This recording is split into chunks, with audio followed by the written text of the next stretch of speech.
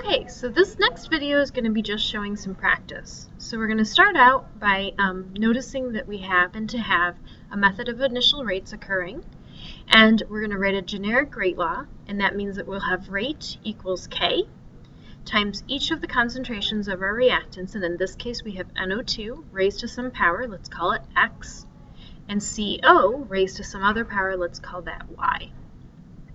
As you look over your reactions, you might notice that the NO2 happens to not be changing over experiments 1 and 3. So we're going to go ahead and we'll start off with looking at experiment 1 and 3. As we look at experiment 1 and 3, notice that your rate is actually going from 5 times 10 to the negative 6. We're not changing the value of the NO2, so that's going to be 0.01. raised to the X. And then we also have for carbon dioxide 0.03 in experiment 3 raised to the Y. For experiment 1, that's going to go in the bottom here. Again, it's going to be 5 times 10 to the negative 6th. And then next to it, that's the rate constant. Again, NO2 hasn't changed at all, so 0.01 raised to the X, and in the denominator, 0.01 for the carbon monoxide raised to Y. As you take a look, you can see that nothing happened to the rate, so that's a 1. And we're also canceling the K's and we're canceling the NO2's. So we have 1 equals 3 raised to the Y. In this case, since we tripled our concentration of carbon monoxide and nothing affected that rate, that means that our Y value is actually going to be a 0. We're now going to take a look. That gives us the order with respect to carbon monoxide.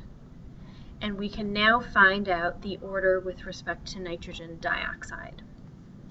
If we look for nitrogen dioxide, again, carbon monoxide needs to be held constant. So a great example is going to be with respect to experiments 2 and 3.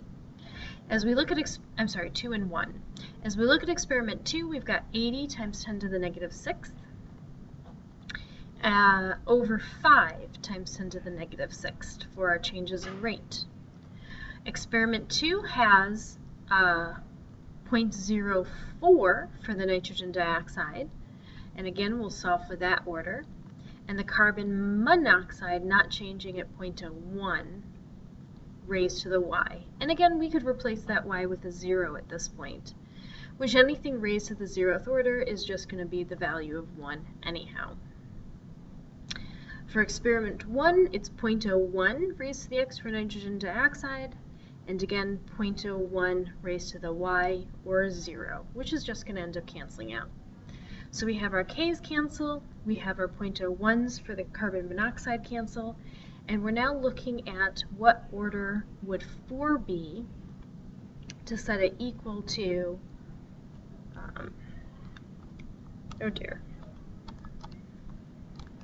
set it equal to 16, sorry. All right, so 4 squared would give us a 16, so X must be squared.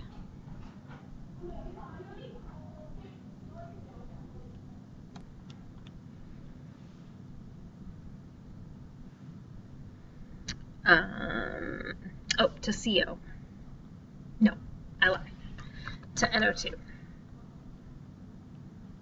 Alright, now that you have the two orders, one for your carbon monoxide and the other for your NO2, you can take your values and plug in order to solve for the rate constant. So let's start out with experiment 1. Here's 5 times 10 to the negative 6th. And that is molarity over, again, look at your time. This one is in seconds, so molarity over seconds. Here's our rate constant.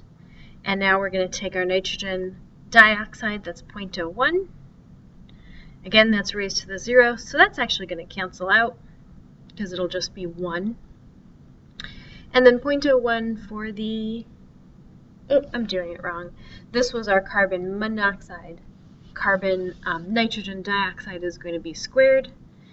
And so we now are going to take our 5 times 10 to the negative 6 and divide by the 0.01 squared.